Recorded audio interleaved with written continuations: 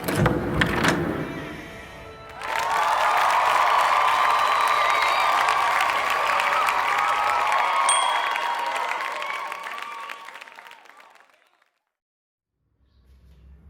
साथियों, तो आपका फिर से स्वागत है हमारे इस चैनल ईडन ऑफ एजुकेशन में।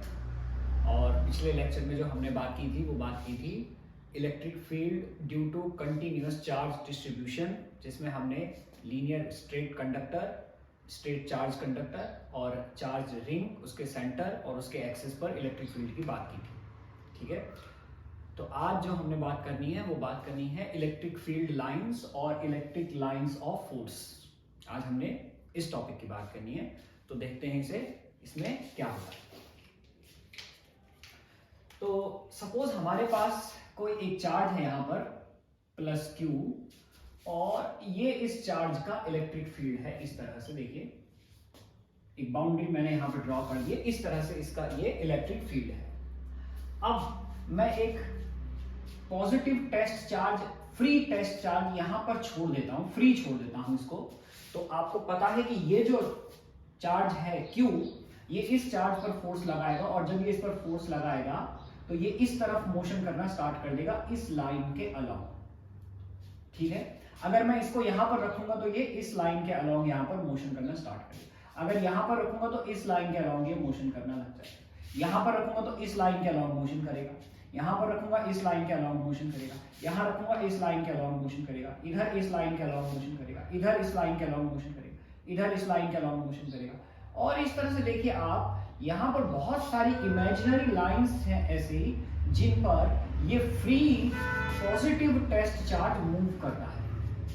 ये जो हमारा फ्री पॉजिटिव टेस्ट चार्ज है, ये मूव करता है इन लाइंस के अलोंग। अगर मैं इसको यहां पर फ्री छोड़ देता हूं तो इस Q0 टेस्ट चार्ज पे, तो इलेक्ट्रिक फील्ड के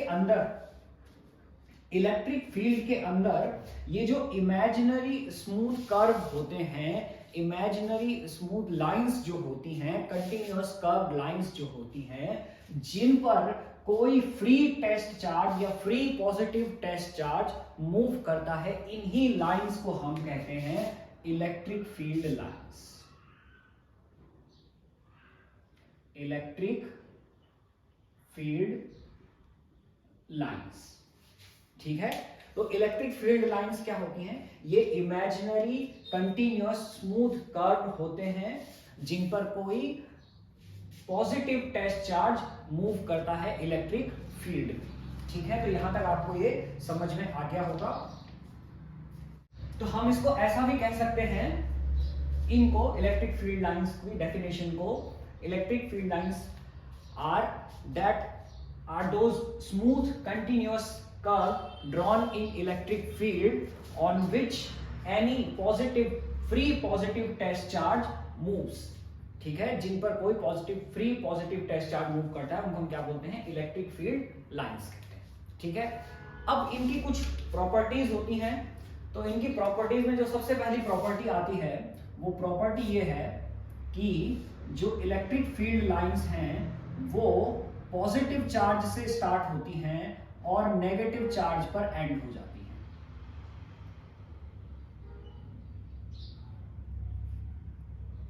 इस तरह से देखिए, पॉजिटिव चार्ज से स्टार्ट होती हैं और नेगेटिव चार्ज पर एंड हो जाती है। ठीक है, they start from positive charge and ends at negative charge.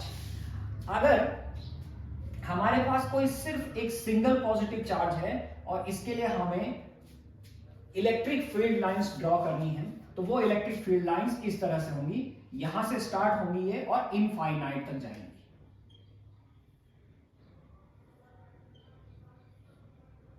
यहां से जो है स्टार्ट होंगी है और ये कहां तक जाएंगी? इनफाइनाइट तक जाएंगी।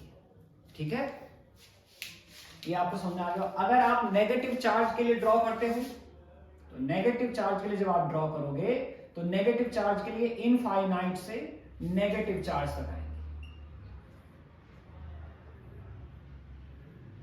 इस तरह से।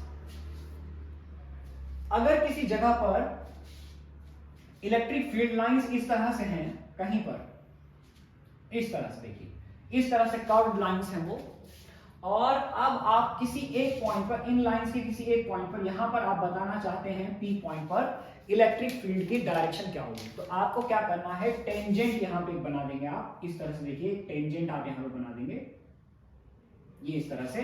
तो ये जो टेंजेंट है, ये टेंजेंट उस पॉइंट पर इलेक्ट्रिक फील्ड की डायरेक्शन को रिप्रेजेंट करेगा। So tangent drawn at any point on electric field lines represent the direction of electric field at that point. उस पॉइंट पर जो टेंजेंट है वो इलेक्ट्रिक फील्ड की डायरेक्शन को रिप्रेजेंट करता है। ठीक है, यहां तक आपको समझ में आ गया होगा ये। अब अगर किसी एक इलेक्ट्रिक फील्ड की बात करते हैं, सेम इलेक्ट्रिक फील्ड में, तो आप देखेंगे कि सेम इलेक्ट्रिक फील्ड में दो इलेक्ट्रिक फील्ड लाइंस कभी भी क्रॉस नहीं करेगी, they never cross each other. क्योंकि अगर एक इलेक्ट्रिक फील्ड में दो फील्ड लाइंस क्रॉस करती हैं किसी तरह से, किसी पॉइंट पर इंटरसेक्ट करती हैं अगर, तो ये उस पॉइंट पर इलेक्ट्रिक फील्ड की दो डायरेक्शन को रिप्रेजेंट करता है, जो कि पॉसिबल नहीं है। एक इलेक्ट्रिक फील्ड की किसी भी पॉइंट पर एक ही डायरेक्शन होगी, किसी भी पॉइंट पर। जैसे आप इस पॉइंट पर बात करते हैं तो वो इस तरफ है, इस पॉइंट पर बात करते हैं तो वो इस तरफ है, इस पॉइंट पर बात करते हैं तो इस तरफ है। किसी भी एक पॉइंट पर एक इलेक्ट्रिक फील्ड की एक ही डायरेक्शन होती है। और अगर दो फील्ड लाइन क्रॉस करती है तो इससे ये पता लगता है कि वहां पर दो डायरेक्शन है, जो कि एक इलेक्ट्रिक फील्ड के अंदर पॉसिबल नहीं है। इसलिए दो इलेक्ट्रिक फील्ड लाइंस कभी भी एक दूसरे को क्रॉस नहीं करेंगे। और ये कई सारे क्लास 12 के बोर्ड एग्जाम में पूछा भी गया है कई बार ये वाला पॉइंट, कि क्रॉस क्यों नहीं करती है। तो क्यों नहीं करती है, क्योंकि उससे दो फील्ड डायरेक्शन पॉसिबल हो जाती है, जो कि इम्पॉसिबल है। ठीक है, उससे दो फील्ड लाइंस वो दिखाते हैं। दूसरी बात यहां पर इंपॉर्टेंट बात क्या है कि सपोज आपके पास ये एक कंडक्टर है, तो कंडक्टर में जो इलेक्ट्रिक फील्ड लाइंस होती हैं वो हमेशा नॉर्मली आउटवर्ड होती हैं। याद रखिए आप, नॉर्मली आउटवर्ड होती हैं। कंडक्टर की जो चार्ज कंडक्टर की इलेक्ट्रिक फील्ड लाइंस हमेशा नॉर्मली आउटवर्ड होंगी अगर उसके अंदर चार्ज इक्विलिब्रियम में है। ये बहुत इंपॉर्टेंट लाइन है बच्चों। अगर किसी कंडक्टर पर चार्ज इक्विलिब्रियम में है, चार्ज पार्टिकल इक्विलिब्रियम में है, तो उस कंडक्टर की electric field lines always normally outward होंगी, हमेशा। क्योंकि कंडक्टर के अंदर इलेक्ट्रिक फील्ड जीरो होता है। एक तो कंडक्टर के अंदर इलेक्ट्रिक फील्ड क्या होता है, जीरो होता है। इसलिए कोई भी इलेक्ट्रिक फील्ड लाइंस कंडक्टर के अंदर से नहीं जाएगी। ठीक है, ये भी एक इंपॉर्टेंट प्रॉपर्टी है। Electric field lines do not passes through conductor, conductor के अंदर से नहीं जाती है, क्योंकि उसके अंदर इलेक्ट्रिक फील्ड क्या होता है, जीरो होता है। अब आप देखिए, मैं अगर इस कंडक्टर पर electric field lines normally outward ना होके नॉर्मल ऐसे है, सपोज, चलिए मैं एक सिलिंड्रिकल कंडक्टर बनाता हूं, इससे ज्यादा बेटर समझ आएगा आपको। ये इस तरह से है और अब इसकी इलेक्ट्रिक फील्ड लाइंस जो है इस तरह से है।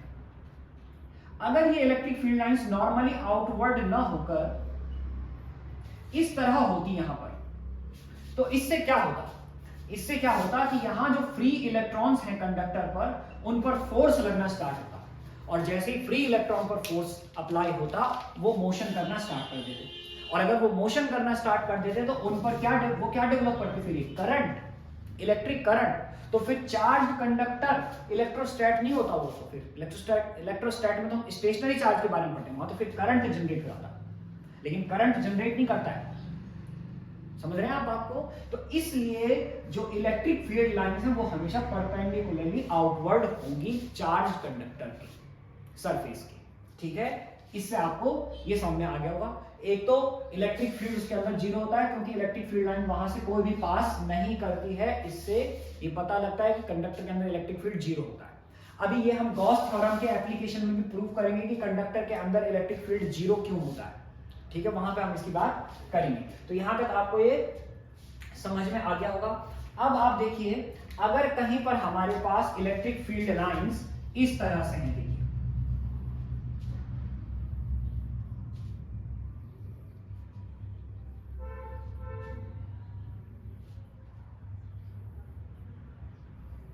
ये इस तरह से हैं, देखिए तो आपको दिख रहा होगा यहां पर इलेक्ट्रिक फील्ड लाइंस की डेंसिटी ज्यादा है और यहां पर इलेक्ट्रिक फील्ड लाइंस की डेंसिटी कम है। तो जहां इलेक्ट्रिक फील्ड लाइंस की डेंसिटी ज्यादा होती है वहां पर इलेक्ट्रिक फील्ड इंटेंसिटी भी ज्यादा होती है। इलेक्ट्रिक फील्ड इंटेंसिटी वहां पर ज्यादा होगी, यानी कि E1 is greater than E2। यहां आपको समझ में आ गया होगा, जहां पर क्या है, इलेक्ट्रिक फील्ड लाइंस की डेंसिटी जहां पर ज्यादा है वहां पर इलेक्ट्रिक फील्ड इंटेंसिटी ज्यादा होगी, मैग्नीट्यूड ऑफ इलेक्ट्रिक फील्ड वहां पर ज्यादा होगा। ठीक है, अब आप देखिए, अगर हमारे पास दो पॉजिटिव चार्ज हैं, ये दो पॉजिटिव चार्ज है मेरे पास, एक प्लस क्यू है दूसरा भी प्लस क्यू है, तो इसकी इलेक्ट्रिक फील्ड लाइंस देखिए इस तरह से होंगी और इसकी इलेक्ट्रिक फील्ड लाइंस देखिए इस तरह से होंगी, इस तरह से देखिए।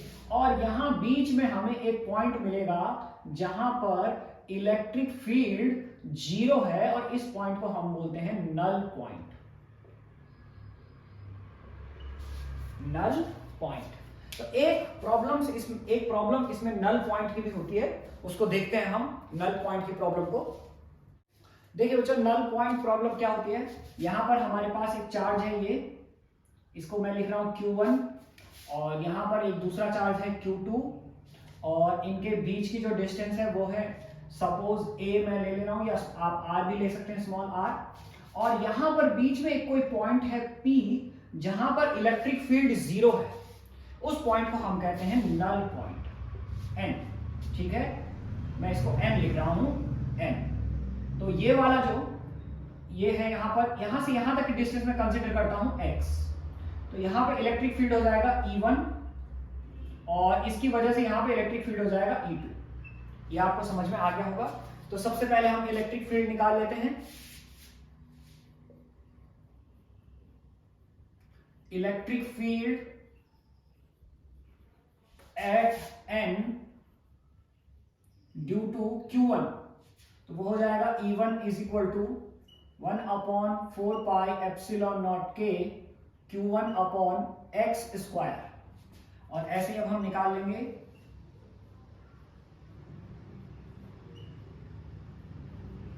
Electric field at N due to Q2, तो वो हो जाएगा E2 is equal to 1/4 pi epsilon naught K Q2 upon A minus x square. और देखिए दोनों इलेक्ट्रिक फील्ड का मैग्नीट्यूड इक्वल है वहां पर, इसीलिए नेट इलेक्ट्रिक फील्ड 0 होगा। So E1 is equal to E2, value रख देते हैं 1/4 pi epsilon naught K Q1 upon x square is equal to 1/4 pi epsilon naught K Q2 upon A minus x square. ये cancel हो जाएगा, आपके पास formula आ जाएगा Q1 upon x square is equal to Q2 upon A minus x square. और इसे आप सॉल्व कर सकते हैं। ऐसी ही प्रॉब्लम एक हमने कूलॉम लॉ में भी पढ़ी थी, जिसमें मैंने कहा था कि आप इसको अंडर रूट करके सॉल्व करेंगे, तो ये अंडर रूट करके आप सॉल्व कर सकते हैं। दो चार्ज पार्टिकल के बीच में एक ऐसा पॉइंट जहां पर इलेक्ट्रिक फील्ड 0 होता है। एक चीज यहां पर ध्यान रखने वाली है बच्चों कि अगर इलेक्ट्रिक फील्ड दोनों चार्ज पॉजिटिव हैं तो इलेक्ट्रिक फील्ड 0 होगा जिस पॉइंट पर, वो पॉइंट उनके बीच में आएगा। अगर दोनों चार्ज पॉजिटिव या नेगेटिव है, दोनों चार्ज, तो उनके बीच में आ रहा है। लेकिन जब दोनों चार्ज अपोजिट होते हैं तो उनके किसी एक चार्ज की साइड वो होगा पॉइंट, ये आपको ध्यान रखना है, फिर वो बाहर आएगा नहीं।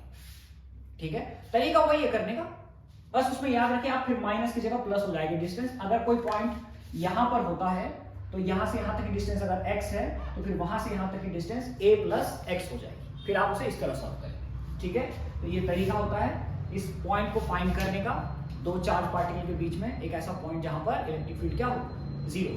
ठीक है, अब देखिए बच्चों इसमें एक बात करते हैं यूनिफॉर्म और नॉन यूनिफॉर्म इलेक्ट्रिक फील्ड की। तो ध्यान रखिए बच्चों कि यूनिफॉर्म इलेक्ट्रिक फील्ड में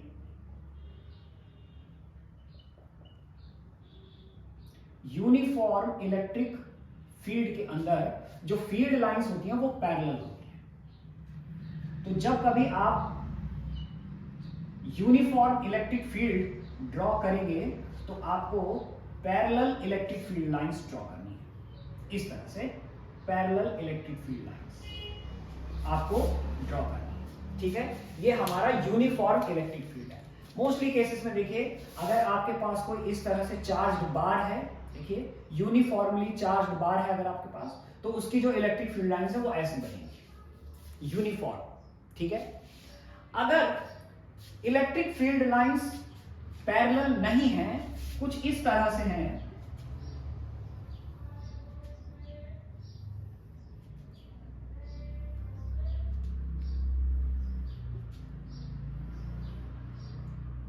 देखिए कुछ इस तरह से हैं, तो ये नॉन यूनिफॉर्म इलेक्ट्रिक फील्ड होगा, नॉन यूनिफॉर्म इलेक्ट्रिक फील्ड, ठीक है। तो यहां तक आपको समझ में आ गया होगा इलेक्ट्रिक फील्ड लाइंस क्या होती हैं। इमेजिनरी स्मूथ कर्व होते हैं इलेक्ट्रिक फील्ड के अंदर, जिन पर कोई पॉजिटिव टेस्ट चार्ज ट्रेवल करता है या मूव करता है। उन इमेजिनरी कर्व को हम क्या बोलते हैं, इलेक्ट्रिक फील्ड लाइंस और इलेक्ट्रिक लाइंस ऑफ फोर्स, ठीक है। इनकी कुछ प्रॉपर्टीज होती हैं, और जिनमें सबसे इंपॉर्टेंट प्रॉपर्टी है, दो इलेक्ट्रिक फील्ड लाइन कभी भी क्रॉस नहीं करेंगी, उससे क्रॉसिंग पॉइंट पर दो डायरेक्शन रिप्रेजेंट होंगी, जो कि इम्पॉसिबल है एक ही इलेक्ट्रिक फील्ड के अंदर। टेंजेंट अगर आप ड्रॉ करते हैं किसी पॉइंट पर इलेक्ट्रिक फील्ड लाइन, तो वो डायरेक्शन ऑफ इलेक्ट्रिक फील्ड बताएगा। जहां इलेक्ट्रिक फील्ड लाइन की डेंसिटी ज्यादा होती है, वहां पर इलेक्ट्रिक फील्ड इंटेंसिटी ज्यादा होती है, जहां डेंसिटी कम होती है वहां इलेक्ट्रिक फील्ड इंटेंसिटी कम होती है। जो इलेक्ट्रिक फील्ड लाइंस होती हैं वो हमेशा चार्ज कंडक्टर के सरफेस के नॉर्मली आउटवर्ड होती हैं, क्योंकि अंदर उससे इलेक्ट्रिक फील्ड जीरो रहता है, ठीक है। इसलिए कंडक्टर के अंदर इलेक्ट्रिक फील्ड जीरो होता है, इसलिए उसके अंदर से कोई भी इलेक्ट्रिक फील्ड लाइन पास नहीं होगी, ठीक है।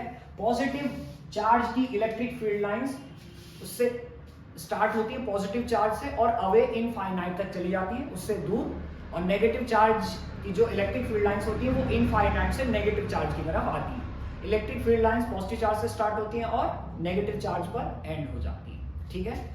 इलेक्ट्रिक फील्ड लाइंस कहीं पर भी ब्रेक नहीं होती बच्चों। अगर कहीं पर ब्रेक हो रही है तो वहां पर क्या है, इलेक्ट्रिक फील्ड जीरो हो गया। और एक ही चार्ज के इलेक्ट्रिक फील्ड में ऐसा पॉसिबल नहीं होता है, ठीक है। इसलिए ये कंटिन्यूअस कर्व होते हैं, ब्रेक कभी भी नहीं होते कि यहां पर ये ब्रेक हो गया, तो जहां पर ब्रेक हो गया वहां पर इलेक्ट्रिक फील्ड इंटेंसिटी जीरो हो गई, जो कि यहां पर पॉसिबल नहीं है। तो ये सब इनकी प्रॉपर्टी होती है। तो यहां तक आपको समझ में आ गया होगा। अब बढ़ते हैं आगे। तो अब बात करते हैं बच्चों इलेक्ट्रिक डाइपोल की। ये बहुत इंपॉर्टेंट टॉपिक है क्लास 12 का, इलेक्ट्रिक डाइपोल। क्या होता है इलेक्ट्रिक डाइपोल? देखिए समझने की कोशिश करते हैं। क्लास 11th में हमने एक टॉपिक पढ़ा था इलेक्ट्रोनेगेटिविटी, और उसी टॉपिक को मैं दोबारा यहाँ पे बात कर रहा हूँ, कुछ उसी से रिलेटेड है। हमारे पास ये एक हाइड्रोजन एटम है और इसने एक बॉन्ड बना रखा है फ्लोरीन एटम के साथ। तो HF मॉलिक्यूल की हम बात कर रहे हैं, और HF मॉलिक्यूल के अंदर ये है शेयर्ड पेयर ऑफ इलेक्ट्रॉन। अब आपको तो पता है फ्लोरीन की इलेक्ट्रोनेगेटिविटी ज्यादा होती है और हाइड्रोजन की इलेक्ट्रोनेगेटिविटी कम होती है। तो क्या होगा, fluorine in shared pair of electron को अपनी तरफ अट्रैक्ट कर लेता है, जिस वजह से हाइड्रोजन पर आ जाता है पॉजिटिव चार्ज और फ्लोरीन पर आ जाता है नेगेटिव चार्ज। देखिए अब आप इस सिस्टम को अगर देखें तो मैं इनके बीच की डिस्टेंस को कंसीडर कर लेता हूं फिलहाल के लिए 2L।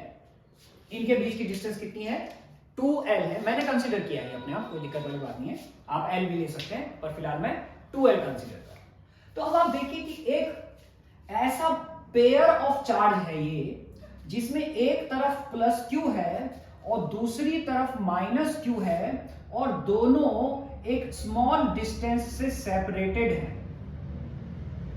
एक तरफ प्लस Q है, एक तरफ माइनस Q, और दोनों एक स्मॉल डिस्टेंस से क्या है, सेपरेटेड है। So this system of two equal and opposite charges separated by a small distance is called electric dipole. Is called electric dipole. यानी एक ऐसा सिस्टम जिसमें इक्वल पॉजिटिव और इक्वल नेगेटिव चार्ज एक दूसरे से स्मॉल डिस्टेंस से सेपरेटेड रहते हैं, उस सिस्टम का नाम क्या है, इलेक्ट्रिक डाइपोल है। तो आपको समझ में आ गया होगा इलेक्ट्रिक डाइपोल क्या होता है। तो अब इलेक्ट्रिक डाइपोल को हम लोग इस तरह डिनोट करते हैं, कि ये हमारे पास एक इलेक्ट्रिक डाइपोल अगर है, ए बी इसका नाम है इस इलेक्ट्रिक डाइपोल का, तो इलेक्ट्रिक डाइपोल के अंदर एक पॉजिटिव चार्ज होगा और एक नेगेटिव चार्ज होगा, और ये इनके बीच की जो डिस्टेंस होगी उसे हम 2L लेंगे ताकि हमें डेरिवेशंस में थोड़ा आसानी रहे इसको सॉल्व करने की। तो इनकी जो बीच की डिस्टेंस है वो कितनी है, 2L है। तो ये आपको समझ में आ गया होगा इलेक्ट्रिक डाइपोल क्या होता है। अब इस इलेक्ट्रिक डाइपोल के अंदर आप देखिए एक टेंडेंसी होती है, जिस टेंडेंसी का नाम है इलेक्ट्रिक डाइपोल मोमेंट। तो अब मैं बात करने वाला हूं इलेक्ट्रिक डाइपोल मोमेंट की।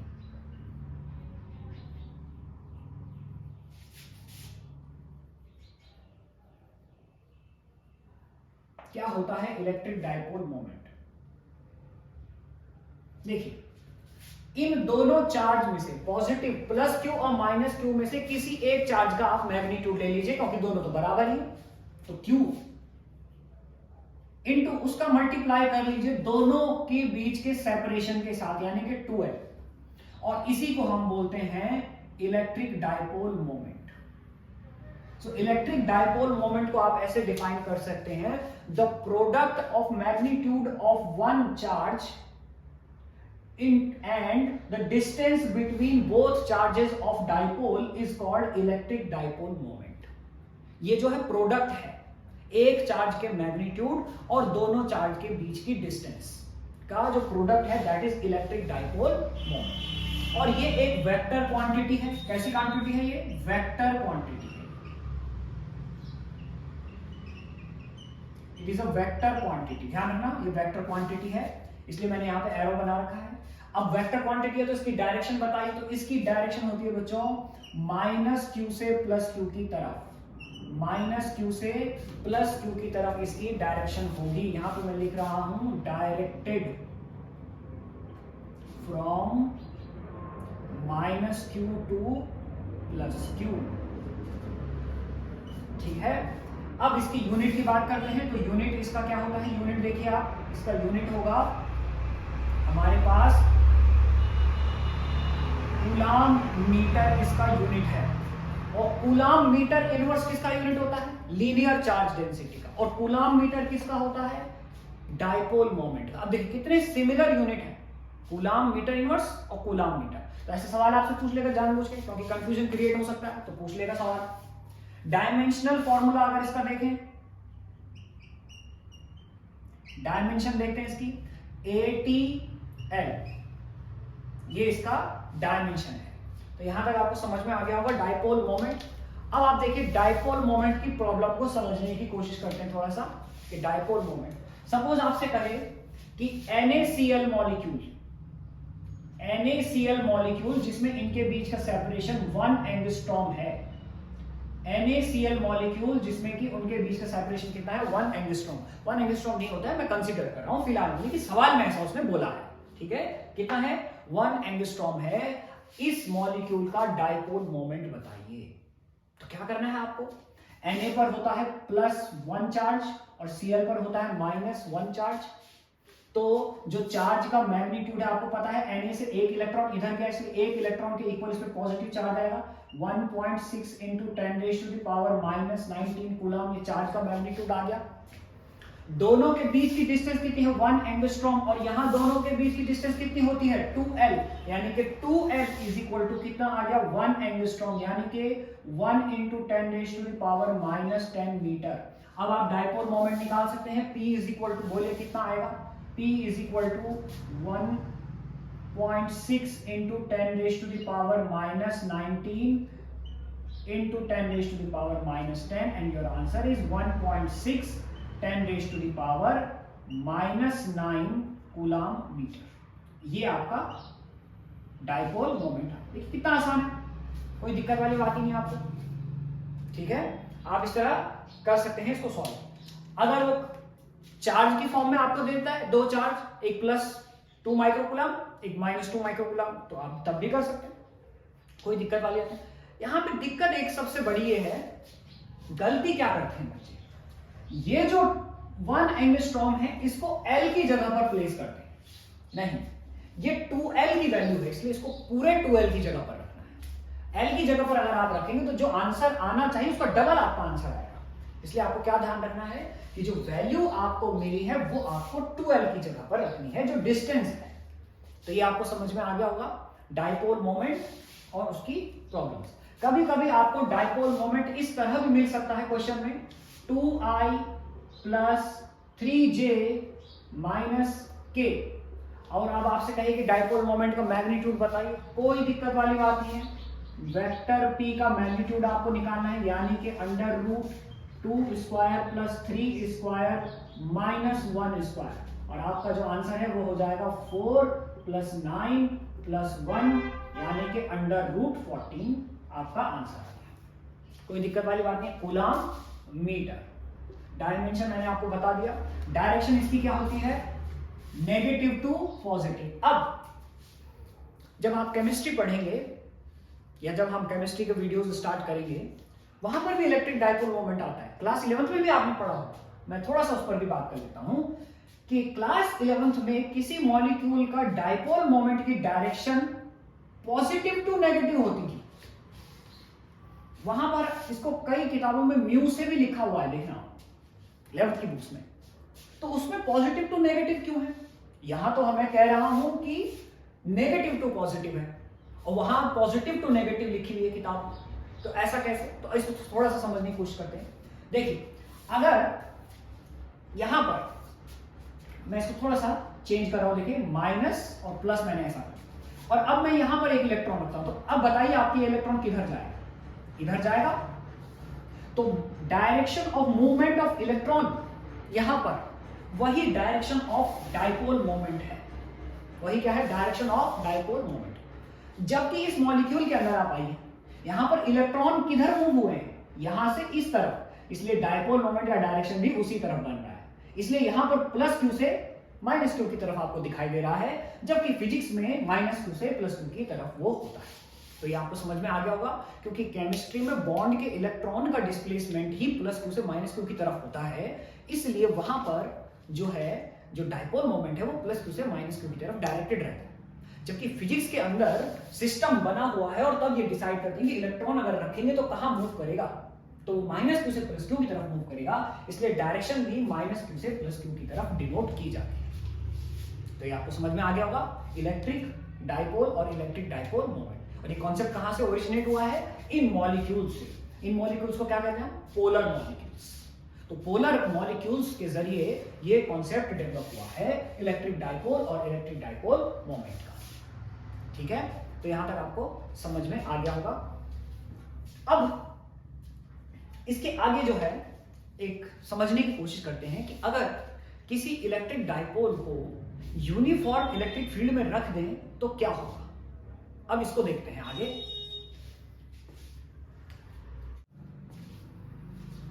तो देखते हैं बच्चों, हमारे पास एक यूनिफॉर्म इलेक्ट्रिक फील्ड है।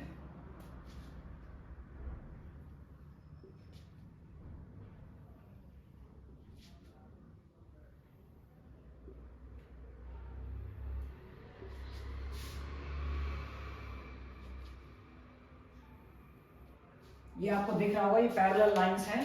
ये एक यूनिफॉर्म इलेक्ट्रिक फील्ड है जिसके अंदर मैंने एक इलेक्ट्रिक डाइपोल रख दिया है।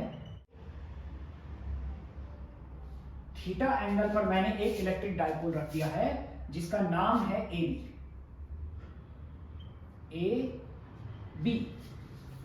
और इसमें ए पर जो रखा हुआ है वो है माइनस क्यू चार्ज, और बी पर जो रखा हुआ है वो है प्लस क्यू चार्ज। और इस इलेक्ट्रिक फील्ड की जो इंटेंसिटी है वो है ई, और इलेक्ट्रिक डाइपोल का जो एंगल है वो है थीटा। अब आप समझने की कोशिश करिए कि कोई भी चार्ज जब इलेक्ट्रिक फील्ड में रखा होता है तो उस पर एक फोर्स लगता है, और उस फोर्स को हम कहते हैं Q. Force on Q charge in electric field E। Force on Q charge in electric field E। तो वो जो वैल्यू है उसकी वो है F is equal to QE। F is equal to Q। तो इस पर फोर्स लगेगा इस तरफ, F is equal to QE, क्योंकि ये पॉजिटिव चार्ज इसलिए along the electric field force लगेगा, और इस पर जो फोर्स लगेगा वो इधर लगेगा minus QE opposite to the electric field. और अब आप समझने की कोशिश करिए, ये एक मार्कर एक डायपोल है, और इस मार्कर पर एक तरफ फोर्स ऐसा लग रहा है और एक तरफ फोर्स ऐसा लग रहा है, एक तरफ इधर की तरफ एक तरफ। तो आप देखिए कि ये मार्कर ऐसे घूमने लग जाएगा, देखिए ये इस तरह से घूमने लग जाएगा, यानी ये क्या हो रहा है, रोटेट हो रहा है। और किसी भी ऑब्जेक्ट के रोटेशनल मोशन के लिए जो इंपॉर्टेंट फिजिकल क्वांटिटी है वो है टॉर्क। वो क्या है, टॉर्क।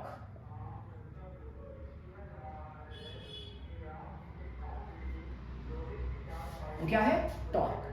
तो यानी कि जब कोई इलेक्ट्रिक डायपोल एक यूनिफॉर्म इलेक्ट्रिक फील्ड में रखा जाता है तो उस पर क्या यूज होता है, क्या लगता है, टॉर्क लगता है, और टॉर्क की वजह से रोटेट होता है। तो अब हम इसी को सॉल्व करने वाले हैं कि कितना टॉर्क लगेगा, उसकी हम बात करते हैं। ठीक है, तो मैं यहीं पर लिख लेता हूं इस हेडिंग को।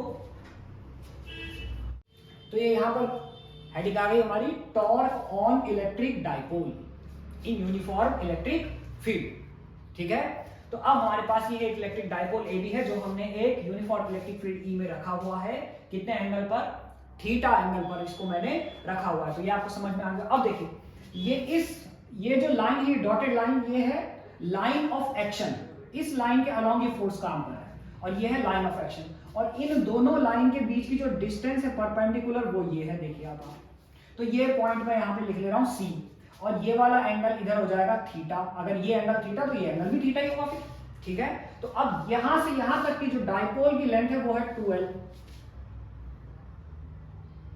डायपोल की जो लेंथ है वो है 2L।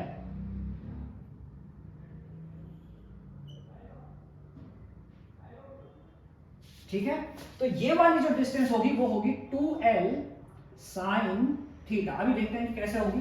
ठीक है, तो सबसे पहले हमने बात कर ली है force on Q charge in electric field F is equal to QE। एक पे इस तरफ, एक पे उस तरफ फोर्स अप्लाई होगा। ठीक है, अब these two forces are equal in magnitude। ये आपको लिखना भी है डेरिवेशन करते समय। ठीक है, both forces are equal in magnitude but opposite in direction। ठीक है, इसलिए यहां पर, ठीक है, यहां पे लिख रहे हैं these two forces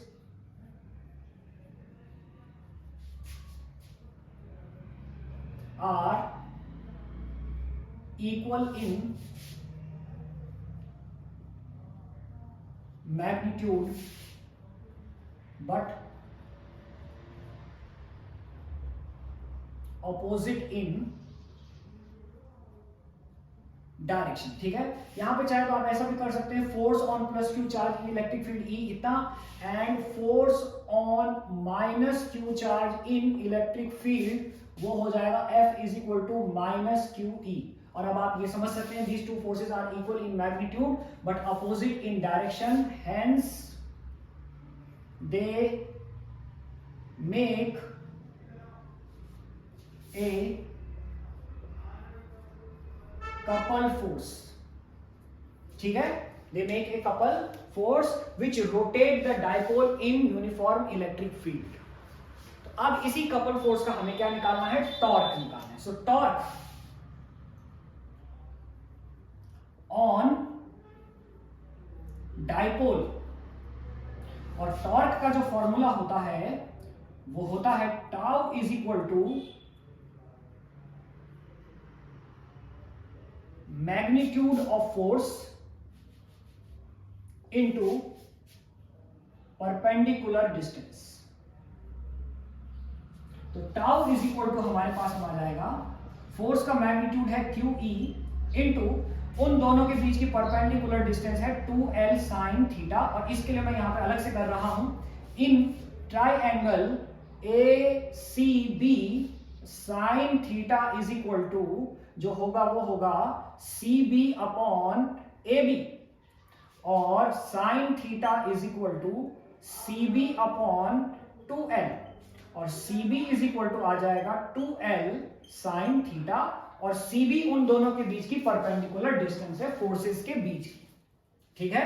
तो और 2L इंटू क्यू आपको पता है 2L इंटू क्यू क्या होता है P, तो हमारे पास आ जाएगा PE साइन थीटा फॉर्मूला।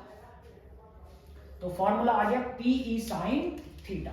अब कुछ और बात करते हैं, थोड़ा सा देखिए आप यहां पर आ जाए इधर, अगर theta is equal to 90 degree हो तो साइन 90 होता है 1, जो कि मैक्सिमम वैल्यू है, इसलिए टॉर्क इज इक्वल टू हो जाएगा P इंटू ई, ये मैक्सिमम वैल्यू है टॉर्क।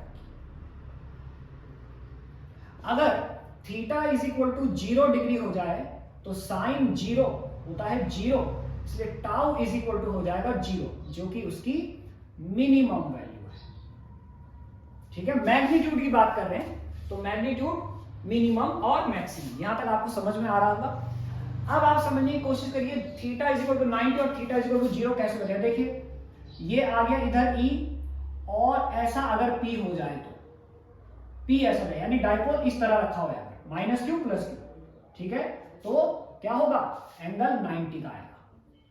और अगर 0 में देखिए आप, इधर E है और इधर ही P हो जाएगा, ठीक है। ऐसा ही P रख दिया जाए यहां पर इस तरह से, देखिए P, E एंड P, यहां से हटा के यहां लिख देते, चलिए इसको E एंड P ऐसा है, तो इनके बीच का एंगल 0 होगा। फिर समझ गए आप बात को, तो ये दोनों चीजें आपको समझ में आ गई होंगी। अब आप और आगे बात करते हैं थोड़ा सा। देखिए हमने क्लास 11th में पढ़ा था दो वेक्टर A और वेक्टर B का वेक्टर प्रोडक्ट यानी क्रॉस प्रोडक्ट जो होता है वो होता है AB साइन थीटा, जहां पर A और B इनके मैग्नीट्यूड है, इसके वेक्टर A और वेक्टर B के।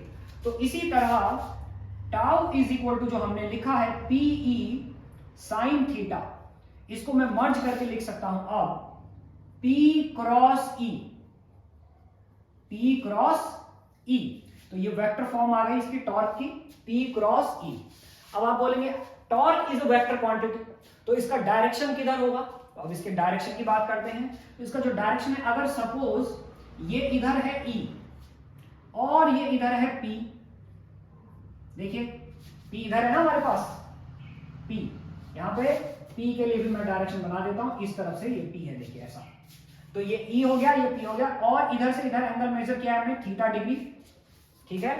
तो जो हमारे पास टॉर्क है वो नीचे की तरफ काम करेगा, टाउ, ठीक है। ये स्क्रू रूल के अकॉर्डिंग, देखिए अब आप समझने की कोशिश करिए कैसे। ये दोनों मार्कर आपको अलग अलग दिख रहे होंगे, ये P है और ये E है, देखिए ऐसा, ठीक है।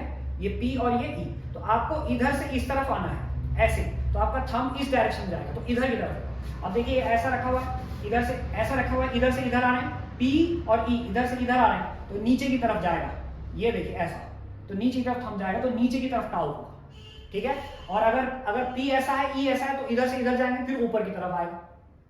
समझ गए आप बात को, तो ये इसका डायरेक्शन हो जाएगा। तो यहां तक आपको समझ में आ गया होगा टॉर्क कितना होता है, tau is equal to PE sine theta, और इस तरह से उसकी वैल्यू निकाली जाती है। ये उसका फॉर्मूला है। मैक्सिमम कब होगा, जब थीटा 90 है, मिनिमम कब होगा, जब थीटा 0 है। यानी अगर कोई electric dipole parallel to the electric field रखा हुआ है तो उस पर टॉर्क 0 होगा। और अगर कोई 180 डिग्री पर रखा हुआ है, 180 डिग्री पर, मैं यहां पे लिख दे रहा हूं, थीटा इज इक्वल टू अगर 180 डिग्री कर दी तब भी साइन 180 0 होता है, तो तब भी टॉर्क 0 होगा। टॉर्क तब भी क्या होगा, 0 होगा। और थीटा इज इक्वल टू 180 कुछ ऐसा बनेगा, देखिए इस तरह से, ये theta is equal to 180 degree का। अब यहां पर एक और पॉइंट है बच्चों कि net force, translating force, net translating force, net translating force on dipole वो कितना, F net is equal to 0, क्योंकि दोनों फोर्स का मैग्नीट्यूड इक्वल है और डायरेक्शन अपोजिट है, इसलिए वो कहीं भी उसको ट्रांसलेशनल मोशन उसका नहीं करवा पाएंगे। इसलिए नेट ट्रांसलेटिंग फोर्स कितना होगा, उसका 0 होगा। सिर्फ उस पर क्या करेगा काम, टॉर्क, और वो टॉर्क क्या करेगा, उसको रोटेट करेगा इलेक्ट्रिक फील्ड के अंदर। तो यहां तक आपको समझ में आ गया होगा। अब आगे बात करते हैं इसकी प्रॉब्लम्स की, जो कि बड़ी इंपॉर्टेंट होती है। इसकी प्रॉब्लम्स किस तरह से आती है। तो बच्चों बात करते हैं अब problems of torque on electric dipole, इसकी बात करते हैं। तो पहली प्रॉब्लम तो बड़ी सिंपल प्रॉब्लम है कि कोई एक इलेक्ट्रिक फील्ड है आपके पास जिसकी कुछ वैल्यू आपको दे रखी है। कोई भी इलेक्ट्रिक फील्ड है आपके पास, एक यूनिफॉर्म इलेक्ट्रिक फील्ड, सपोज इसकी वैल्यू आपको दे रखी है 10 न्यूटन पर कूलम, और इसमें एक इलेक्ट्रिक डाइपोल आपने रख दिया है जिस पर चार्ज है 10 माइक्रोकूलम माइनस 10 माइक्रोकूलम प्लस, और इनके बीच की जो डिस्टेंस है सपोज उसे हम ले लेते हैं 10 सेंटीमीटर। तो आपको बताना है टॉर्क ऑन डाइपोल कितना होगा, और इसका जो एंगल है यहां पर वो है 30 डिग्री। ठीक है, तो आपको बताना है टॉर्क ऑन डाइपोल। ये बहुत सिंपल प्रॉब्लम है, इसमें कुछ करना। तो सबसे पहले आपको निकालना है P। तो P निकालने के लिए आपको पता है फॉर्मूला Q इंटू 2L। ठीक है, तो Q की वैल्यू है 10 माइक्रोकूलम यानी 10 इंटू 10⁻⁻⁶, ये हमारी वैल्यू आ गई, इंटू 2L की जो वैल्यू है वो है 10 सेंटीमीटर यानी 10 इंटू 10⁻⁻²। ओवरऑल आंसर आ गया है 100 इंटू 10⁻⁻8 कूलम मीटर, जो की वैल्यू हो गई P की। अब निकालना है टॉर्क। तो टॉर्क इज इक्वल टू होता है PE sin थीटा। तो बहुत आसान है, P की वैल्यू 100 इंटू 10⁻⁻8, E की वैल्यू है 10 न्यूटन पर कूलम यानी 10 sin थीटा sin 30 डिग्री, और ये हो गया 1000 10⁻⁻8 इंटू 1/2। तो आंसर आ गया है आपका 500 इंटू 10⁻⁸ न्यूटन मीटर।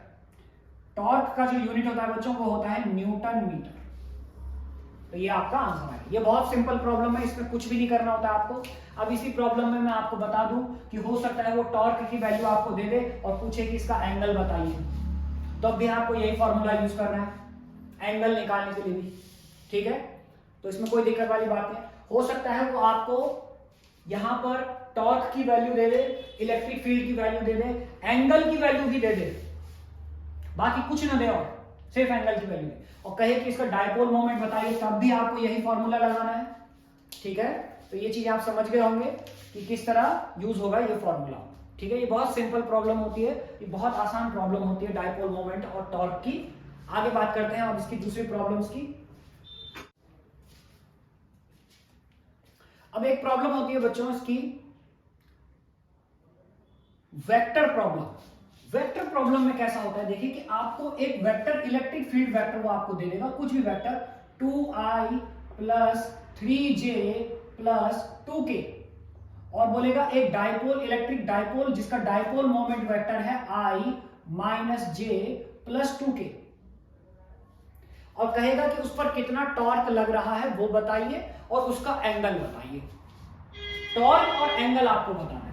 ठीक है, तो सबसे पहले आपको निकालना है टॉर्क, और टॉर्क इज इक्वल टू होता है वेक्टर P क्रॉस E।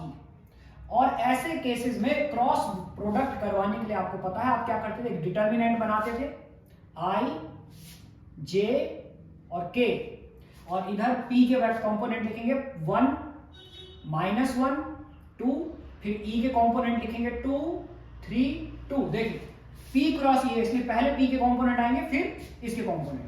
और अब हम इसको सॉल्व करते हैं। तो सबसे पहले आता है हमारे पास i, और i के लिए हम i वाला कॉलम i वाली रो को छोड़ देंगे, तो ये 4 कंपोनेंट हमारे पास बचेंगे। तो -1 इंटू 2 -3 इंटू 2, ये हमारा ऐसा हो जाएगा। ठीक है, फिर हमारे पास आता था -j, और -j के लिए अब हम क्या करेंगे, इस वाली रो इस वाली को छोड़ देंगे, तो हमारे पास ये 4 कंपोनेंट बचेंगे। अब ठीक है, ये छोड़ देंगे हम, देखिए ये 4 बचेंगे। सो 1 इंटू 2 -1 इंटू 2, ये हमारे पास इस तरह हो जाएगा। ठीक है, फिर आता था हमारे पास k, और k के लिए अब क्या करते थे हम, k के लिए अब हम करेंगे इस वाली लाइन और इस वाले कॉलम को छोड़ देंगे। अब ये हमारे पास ये 3 बचेंगे, तो ये हो जाएगा 1 इंटू 3 -2 -1 2 इंटू -1, इस तरह। अब इसको सॉल्व कर लेते हैं आप लोग। सो i ये हो जाएगा -2 -6 -j 2 -2 प्लस k, ये हो जाएगा 3 प्लस 2, और अब हमारा आंसर आ जाएगा -8i, ये 0 हो गया है, प्लस 5K। ये हमारा टॉर्क का आंसर आ गया है। ठीक है, अब टॉर्क का आंसर निकालने के बाद उसने एंगल भी पूछा, तो एंगल निकालने के लिए टॉर्क का फॉर्मूला होता है PE sin थीटा। अब PE sin थीटा में PE magnitude of dipole moment, magnitude of electric field और मैग्नीट्यूड ऑफ टॉर्क, तो सबका मैग्नीट्यूड निकाल लेते हैं। तो magnitude of electric field E वो होगा कितना, देखिए under root 2 square plus 3 square plus 2 square, यानी कितना आएगा ये बताइए, 9 प्लस 4 कितना होगा 13 अंडर रूट 17। फिर आप ऐसे मैग्नीट्यूड ऑफ डाइपोल मोमेंट भी निकाल लेंगे, under root 1 square minus 1 square plus 2 square, तो ये हो जाएगा 6 अंडर रूट 6।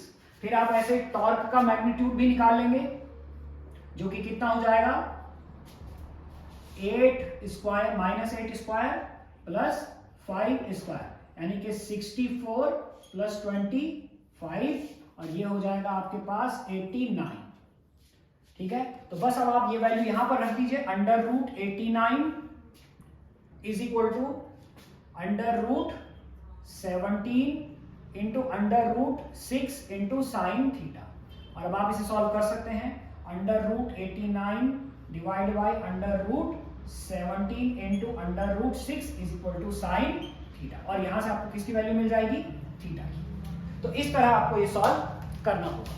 ठीक है, ये थोड़ी सी टफ प्रॉब्लम है जिसमें एंगल की बात वो कर लेता है वेक्टर फॉर्म में देने के बाद, तो ये बड़ा क्वेश्चन थोड़ा सा बन जाता है फिर। ठीक है, अदरवाइज ज्यादातर अगर टॉर्क निकालने के लिए बोलता है तो आपको दोनों का वेक्टर प्रोडक्ट ही कराना होता है। ठीक है, ये वाली प्रॉब्लम भी आपको समझ में आ गई होगी। अभी इसकी एक और प्रॉब्लम है कोऑर्डिनेट प्रॉब्लम, अब उसकी बात करते हैं। तो साथियों अब बात करते हैं कोऑर्डिनेट प्रॉब्लम की, इलेक्ट्रिक डाइपोल की कोऑर्डिनेट प्रॉब्लम कैसे होती है। तो इस प्रॉब्लम में क्या होता है कि हमारे पास एक ये कोऑर्डिनेट सिस्टम है,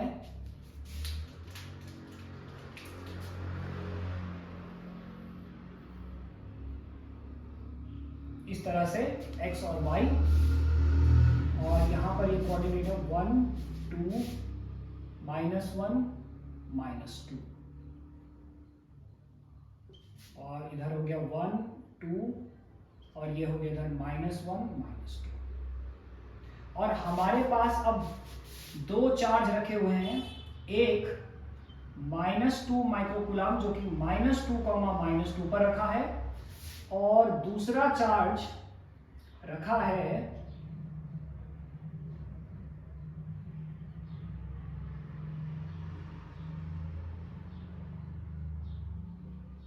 +2, +2 पर, जो कि है 2 माइक्रोकूलम प्लस। ठीक है, और इलेक्ट्रिक फील्ड जो है उसकी वैल्यू है 10I। इलेक्ट्रिक फील्ड क्या है 10। तो क्वेश्चन में जब 10I लिखा होगा तो आपको समझ जाना चाहिए कि इलेक्ट्रिक फील्ड x एक्सिस के अलाउंग है। अगर 10J लिखेगा तो फिर y एक्सिस के अलाउंग होगा। ठीक है, अब इस डाइपोल का यहां से जो एंगल है वो है थीटा। तो अब हमारे पास इस डाइपोल पर हमें निकालना है टॉर्क। ये कोऑर्डिनेट प्रॉब्लम है, तो सबसे पहले टॉर्क का जो फॉर्मूला है, torque is equal to PE sin theta. तो E की वैल्यू हमें मिल चुकी है जो कि है 10I, और अगर इसका मैग्नीट्यूड मुझे निकालना है तो वो हो जाएगा अंडर रूट 10 स्क्वायर यानी कि 10। ठीक है, अब हमें क्या निकालना है, और P। तो P की जो वैल्यू होती है वो होती है P is equal to 2L into Q, और अब 2L इंटू क्यू के लिए हमें चाहिए 2L, क्योंकि Q हमारे पास है, Q इज इक्वल टू है 2 माइक्रोकूलम। तो 2L निकालने के लिए 2L इज इक्वल टू, देखिए अगर ये पॉइंट यहां पर A है और ये पॉइंट यहां पर B है, तो 2L इज इक्वल टू होगा AB, और AB इज इक्वल टू होगा under root 2 -2 square distance formula plus 2 -2 square. ठीक है, तो अब ये हो जाएगा मेरे पास under root 4 square plus 4 square यानी 32, यानी कि 4 अंडर रूट 2। ये मेरे पास 2L की वैल्यू आ गई। अगर कोऑर्डिनेट मीटर में तो डिस्टेंस भी मीटर में। तो P की वैल्यू आ जाएगी अब मेरे पास P is equal to 4 under root 2 into Q, 2 into 10⁻⁻⁶, यानी कि 8 अंडर रूट 2 इंटू 10⁻⁻⁶। अब मुझे चाहिए थीटा, तो थीटा के लिए हम निकालेंगे बच्चों टेन थीटा। जब भी कोऑर्डिनेट से हमें थीटा निकालना हो तो हम निकालते हैं tan theta. So tan theta is equal to y upon x. Tan theta is equal to होता है वाई अपॉन एक्स, और y की वैल्यू है 2 और x की वैल्यू है 2, तो tan theta is equal to आ गया 1, यानी कि थीटा इज इक्वल टू आ गया है 45 डिग्री। अब हम आ जाते हैं फॉर्मूले पर, वैल्यू रख देते हैं सबकी। Tau is equal to p की value 8 under root 2 into 10 raise to the power minus 6, e की वैल्यू 10 साइन 45, तो ये हो जाएगा 8 under root 2 10 raise to the power minus 6 into 10 into 1 upon root 2, और आंसर आ गया है 80 into 10 raise to the power minus 6 newton metre. इतना टॉर्क इस पर लगेगा। तो ये है बच्चों problem, coordinate problem torque dipole पर, ठीक है। तो इस तरह से आप इनको कर सकते हैं। तो ये डाइपोल मोमेंट, डाइपोल पर कितना टॉर्क लगता है और किस तरह की उसकी प्रॉब्लम्स होती है, ये उनके बारे में था। अब बढ़ते हैं आगे। देखिए बच्चों, कोई भी चार्ज अपने अराउंड एक इलेक्ट्रिक फील्ड जनरेट करता है, और इलेक्ट्रिक डाइपोल के अंदर होते हैं दो चार्ज, यानी कि वो दोनों चार्ज भी इलेक्ट्रिक फील्ड जनरेट करेंगे, यानी कि एक इलेक्ट्रिक डाइपोल भी इलेक्ट्रिक फील्ड जनरेट कर सकता है। तो कितना इलेक्ट्रिक फील्ड वो जनरेट करेगा, अब हमें बात करनी है इसकी, electric field due to electric dipole. तो सबसे पहले बात करते हैं उसकी एक्सियल लाइन पर। तो पहला केस मैं यहां पे लिख ले रहा हूं, first on axial line, axial line या फिर एक्सिस जिसे हम बोलते हैं इलेक्ट्रिक डाइपोल। देखिए ये हमारे पास एक इलेक्ट्रिक डाइपोल है,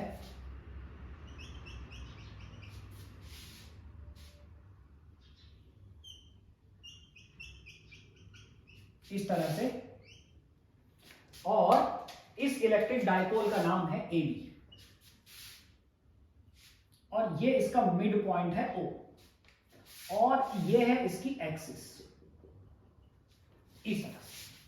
और इसके मिड पॉइंट O से R डिस्टेंस पर कोई एक पॉइंट है P, जहां पर हमें निकालना है electric field, where electric field is required. तो आप अगर बुक में पढ़ेंगे तो आपको पता होगा, वहां लिखा होगा let us consider an electric dipole AB having midpoint O and there is a point P, another point P at distance R from midpoint O where electric field is required, वहां ऐसा लिखा होगा।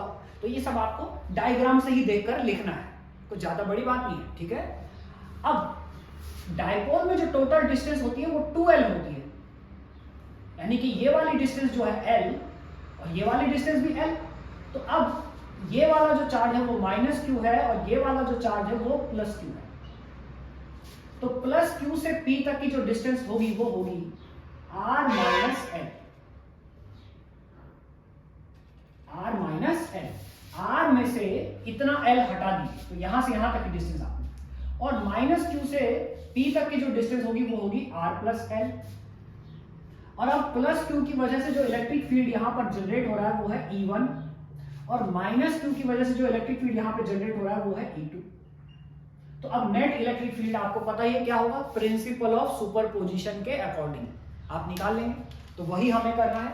तो सबसे पहले हम क्या करते हैं, electric field at P due to +Q charge, उसको मैं लिख रहा हूं E1। E1 is equal to 1/4 pi epsilon naught K Q upon +Q से P तक की जो डिस्टेंस है R माइनस L, इसलिए R माइनस L का होल स्क्वायर। डायरेक्शन के लिए आप यहां पे चाहे तो ऐसा एक वेक्टर लगा सकते हैं BP, ऐसा यूनिट वेक्टर आप लगा सकते हैं, चाहे आप डायरेक्शन लिख भी सकते हैं। Electric field at P due to -Q charge, उसको मैं लिख रहा हूं E2 1/4 pi epsilon naught K Q upon distance R plus L है इस समय स्क्वायर, और इस समय एक यूनिट वेक्टर हमने यूज किया है PB। देखिए अब आपको समझ में आ गया होगा। सो नेट इलेक्ट्रिक फील्ड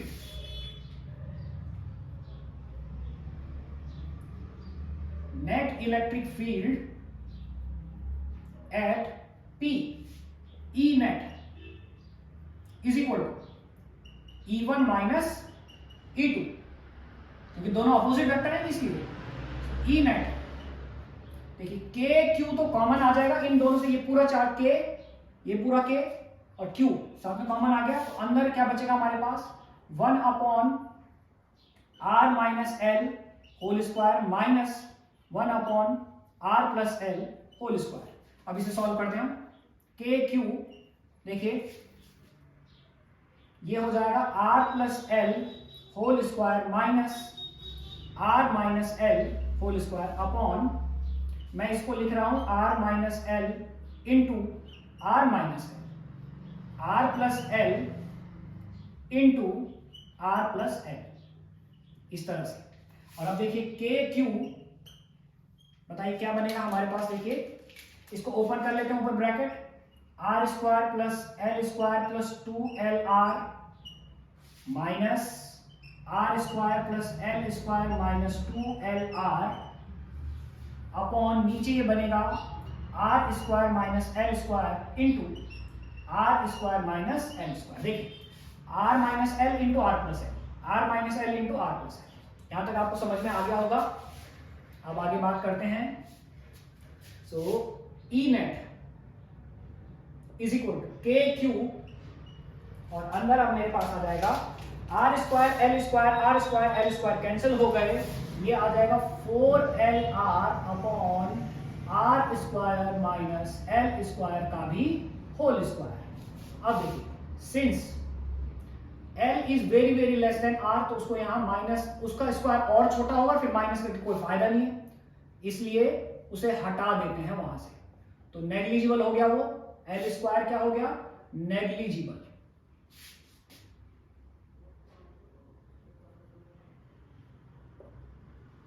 तो उसको हटा दिया हमने वहां से, 2 into 2LR, 2 into 2LR upon R की पावर 4, R स्क्वायर स्क्वायर 4 हो जाएगा, so E net is equal to आ जाएगा K Q 2L, इसको मैं ऐसे लिखता हूं 2 into 2L upon R cube, और अब देखिए 2L इंटू क्यू क्या हो जाएगा P, तो K 2P upon R cube, ये आपका आ गया है E एक्सियल, इतना इलेक्ट्रिक फील्ड जनरेट होगा।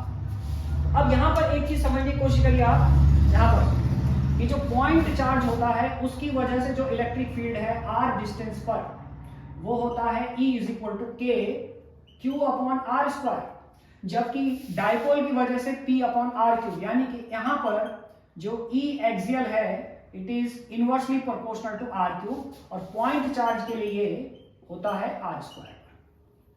तो ये आपको समझ में आ गया होगा। तो एक्सियल लाइन पर इलेक्ट्रिक डायपोल की वजह से जो इलेक्ट्रिक फील्ड है वो इतना होगा, ठीक है।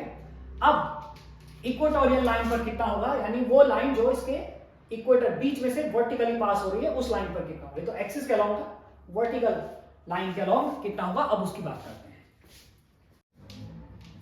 तो अब बात करते हैं बच्चों इक्वेटोरियल लाइन पर इलेक्ट्रिक डायपोल की वजह से कितना इलेक्ट्रिक फील्ड जनरेट होता है।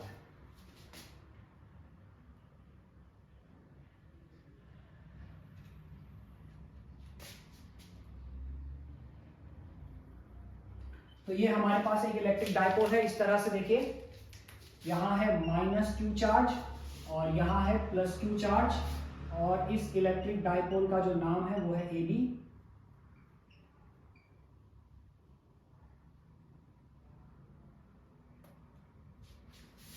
ठीक है, और इसका मिड पॉइंट है O, और ये इस लाइन पर हमें इलेक्ट्रिक डायपोल की वजह से इलेक्ट्रिक फील्ड बताना है, ये इसकी इक्वेटोरियल लाइन है।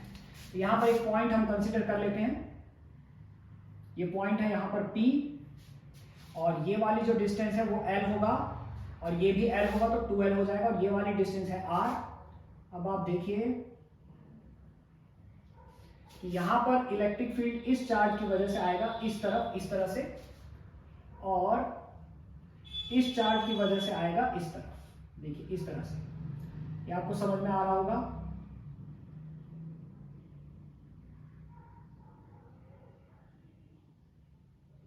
इस तरह से देखिए, और इस वाले एंगल को मैं कंसीडर कर देता हूं यहां पर थीटा।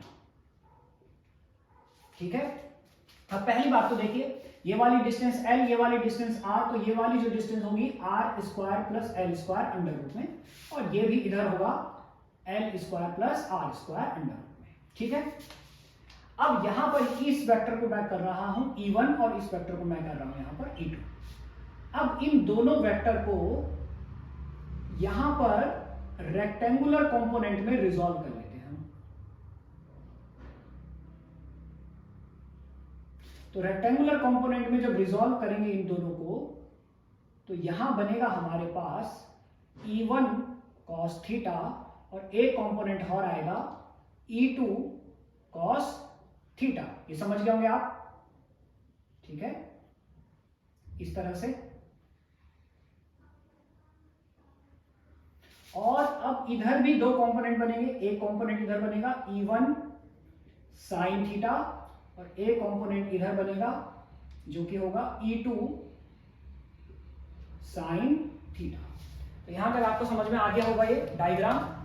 ठीक है, अब हम सबसे पहले बात कर लेते हैं वही E1 E2 की। तो यहां पे सीधा ही लिख लेता हूं मैं, electric field due to plus Q charge, जो कि होगा E1 is equal to K Q upon under root R square plus L square, और इसका भी हो जाएगा होल स्क्वायर। तो ये हो जाएगा K Q upon R square plus L square. Direction के लिए मैं एक यूनिट वेक्टर यूज कर rहा हूं, R cap B to P. ठीक है, फिर ऐसे ही electric field due to minus Q charge, तो वो हो जाएगा E2 is equal to K Q upon R square plus L square, R cap P to A. यहां तक आपको समझ में आ गया होगा। अब देखिए, दोनों कंपोनेंट, दोनों E1 E2 को हमने रेक्टेंगुलर कंपोनेंट में रिजॉल्व किया है। तो on resolving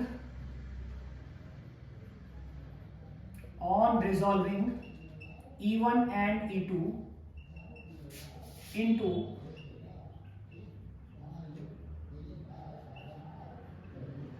rectangular components, E1 sin theta and E2 sin theta cancel each other, hence net electric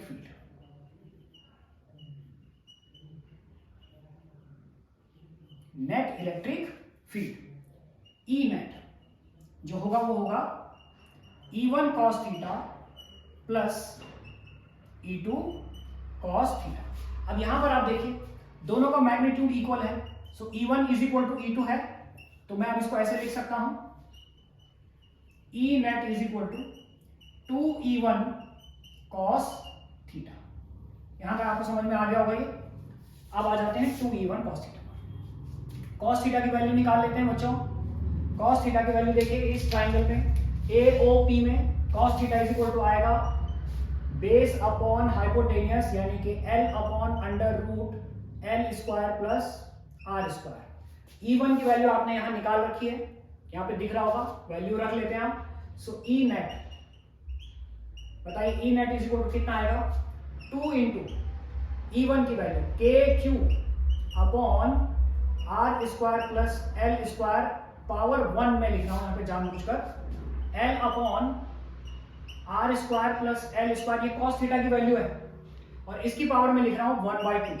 ये दोनों इनटू में है तो 1 प्लस 1/2 हो जाएगा यहाँ पर, 2QL हो जाएगा P, so K P upon R square plus L square 1 plus 1/2 हो जाएगा 3/2 power x into m into x into n, n plus m हो जाता है, इसलिए ये हो गया K P upon R square plus L square की पावर 3/2। अब देखिए again L is very very less than R, इसलिए उसको यहां से हटा दीजिए। So K P upon R square power 3/2 and the final answer is E equatorial K P upon R cube. ठीक है, अब यहां पे एक्सियल और अगर इक्वेटोरियल का कंपैरिजन करें हम, ये आपको समझ में आ गया यहां तक? अगर मैं एक्सियल और इक्वेटोरियल का कंपैरिजन करता हूं तो E axial is equal to है K 2p upon R cube, जबकि E equatorial is equal to है K p upon R cube. So E axial upon E equatorial is equal to आएगा 2, यानी कि E axial is equal to होता है 2 into E equatorial. यानी same distance पर mid point से same distance पर एक्सियल लाइन पर जो इलेक्ट्रिक फील्ड होगा वो इक्वेटोरियल लाइन पर इलेक्ट्रिक फील्ड का डबल होगा। ठीक है, तो ये दोनों आपको समझ में आ गए, दोनों इंपॉर्टेंट डेरिवेशन है बच्चों क्लास 12 के। ठीक है, अब इससे आगे बात करते हैं कि अगर कोई रैंडम पॉइंट हमें दे दिया, ये नहीं बताया है कि एक्सियल पे है इक्वेटोरियल पे नहीं, दोनों से अलग है, कोई रैंडम पॉइंट है तो उस पर कितना होगा उसकी बात करते हैं।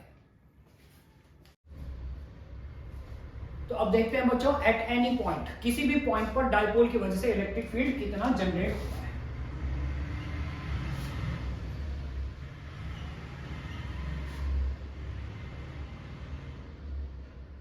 तो ये हमारे पास एक डाइपोल है, -q +q, ये इसका मिड पॉइंट है O, और यहां से इस तरह से देखिए यहां पर ये पॉइंट है P जहां पर मुझे इलेक्ट्रिक फील्ड निकालना है। तो सपोज इसका ये जो एंगल है ये है थीटा। अब आप देखिए इस थीटा पर मैं यहां पे एक परपेंडिकुलर लाइन, ऐसे एक लाइन यहां हो गई और एक लाइन में अब ये परपेंडिकुलर इस तरह ड्रॉ कर रहा हूं यहां पर, और ये इसका डाइपोल मोमेंट वेक्टर मैं इधर बना देता हूं। देखिए ये मैंने बना दिया है डाइपोल मोमेंट वेक्टर जो कि है P। अब इस P के दो कंपोनेंट में बनाता हूं, एक कंपोनेंट है इधर, देखिए एक कंपोनेंट इधर है, ये आपको दिख रहा होगा, जो कि होगा P cos थीटा, और एक कंपोनेंट इसका इस तरफ आएगा, ये आप देख पा रहे होंगे, जो कि होगा P sin theta.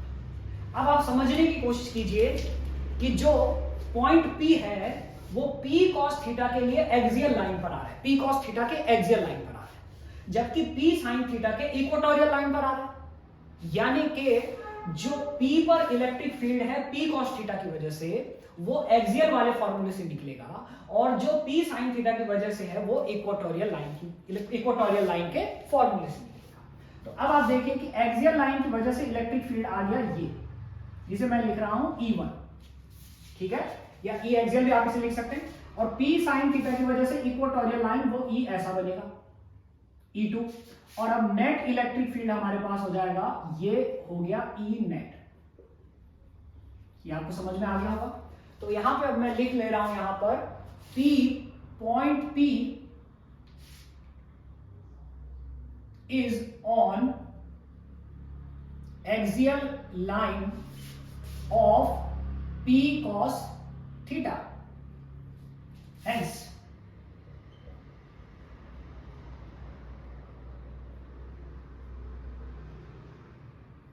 Electric field at P due to P cos theta, इसे क्या लिखा है हमने E1। तो E1 is good. Axial line का फॉर्मूला है बच्चों K 2P upon R cube, ये फॉर्मूला है हमारे पास। डिस्टेंस यहां से यहां तक की R है, ठीक है, O से P तक की जो डिस्टेंस है वो R है। तो P की जगह इस समय हम P cos थीटा की बात कर रहे हैं, इसलिए यहां पे आ जाएगा 2P cos theta upon R cube, ये आ गया इक्वेशन 1। ऐसे point P is on equatorial line of P sin theta, P sin theta के इक्वेटोरियल लाइन पर है, और इक्वेटोरियल लाइन पर hence electric field at P due to P sine theta. और इक्वेटोरियल लाइन का फॉर्मूला क्या होता है? E2 is equal to K P upon RQ। लेकिन हम P साइन थीटा की वजह से बात करें, इसलिए यहां क्या आ जाएगा? P sine theta. ये आ गया equation 2। So P net electric field, net electric field at P, E net. देखिए दोनों परपेंडिकुलर वेक्टर हैं E1 और E2, तो under root E1 square plus E2 square. अब इसको सॉल्व करना है हमने। E1 square plus E2 square को वैल्यू रखना स्टार्ट करते हैं। E net is equal under root, देखिए K 2P cos theta upon R cube का square plus K P sine theta upon R cube square. ये इस तरह बनेगा। और अब आप समझिए अंडर रूट, देखिए क्या कॉमन आ जाएगा? K कॉमन आ जाएगा, K स्क्वायर कॉमन आ रहा है, P स्क्वायर कॉमन आ रहा है अपॉन R क्यूब का स्क्वायर कॉमन आ रहा है, और अंदर हमारे पास बचेगा 2 cos theta square plus sine theta square. ये हमारे पास बचेगा। तो इसको मैं बाहर लिख ले रहा हूं, K P R cube, under square हट जाएगा अंडर रूट के बाहर आने पर, under root 4 cos square theta plus sine square theta. और इसे भी अब मैं लिख रहा हूं थोड़ा सा और ब्रेक करके, K P upon R cube, under root देखिए क्या हो जाएगा? 3 cos square theta plus cos square theta plus sine square theta. और sine square theta plus cos square theta क्या होता है? 1। यानी ये आ गया मेरे पास 3 cos स्क्वायर थीटा प्लस 1। और यही हमारा E नेट है वहां पर। आपको समझ में आ गया होगा, यही क्या होगा हमारा E नेट। अब आप चाहे तो इसमें एक्सियल लाइन और इक्वेटोरियल लाइन का फॉर्मूला लगा सकते हैं। एक्सियल लाइन के लिए थीटा कितना हो जाएगा? 0। तो ये 0 हो जाएगा, तो 3 + 1 कितना हो जाएगा? 4, और 4 का अंडर रूट कितना होता है? 2। तो एक्सियल लाइन के लिए 2 kp अपॉन r क्यूब आ जाएगा। जबकि आप इक्वेटोरियल लाइन पे अगर निकालेंगे तो थीटा हो जाएगा 90, तो थीटा की जगह 90 cos 90 0, तो ये 0 तो 1, अंडर रूट 1 होता है 1, तो kp अपॉन r क्यूब आ जाएगा। और k आपको पता है बच्चों, k क्या होता है? 1/4 एप्सिलॉन नॉट k। ये कैपिटल K होता है इलेक्ट्रोस्टैटिक फोर्स कांस्टेंट, जिसको हम कहते हैं। तो यहां तक आपको तीनों चीजें समझ में आ गई होंगी, एक्सियल लाइन, इक्वेटोरियल लाइन, और एट एनी रैंडम पॉइंट पर इलेक्ट्रिक फील्ड हम कैसे निकाल सकते हैं। यहां पर आप एंगल भी निकाल सकते हैं, साइन थीटा, ये इलेक्ट्रिक इसका E नेट का थीटा कैसे निकलेगा आप निकाल सकते हैं, E2 अपॉन E1 करके, tan theta is equal to E2 upon E1 करके आप ये भी निकाल सकते हैं, कोई दिक्कत वाली बात नहीं। यहाँ पे एक चीज मैं यहाँ पे बता देता हूँ बच्चों कि इलेक्ट्रिक डाइपोल के लिए जब आप इलेक्ट्रिक फील्ड निकालते हैं इक्वेटोरियल लाइन पर, तो उसकी जो डायरेक्शन होती है वो parallel to the electric dipole towards -q होती है। ठीक है, ये ध्यान रखना आप, ये E का डायरेक्शन है, तो P का डायरेक्शन जो है ऐसा होगा और E का डायरेक्शन ऐसा होगा, अपोजिट। ठीक है, अपोजिट टू P होता है कौन? इलेक्ट्रिक फील्ड इक्वेटोरियल लाइन पर, ये आपको ध्यान रखना है। ठीक है, तो यहां तक आपको समझ में आ गया होगा बच्चों इलेक्ट्रिक फील्ड लाइंस, उनकी प्रॉपर्टीज, इलेक्ट्रिक डाइपोल मोमेंट, उसकी प्रॉब्लम, और इलेक्ट्रिक डाइपोल की वजह से इलेक्ट्रिक फील्ड। तो अगले चैप्टर में अब हम बात करेंगे इलेक्ट्रिक फ्लक्स और गॉस थ्योरम। ठीक है बच्चों, thank you so much for watching this video. अब मिलते हैं अगले लेक्चर में। Thank you.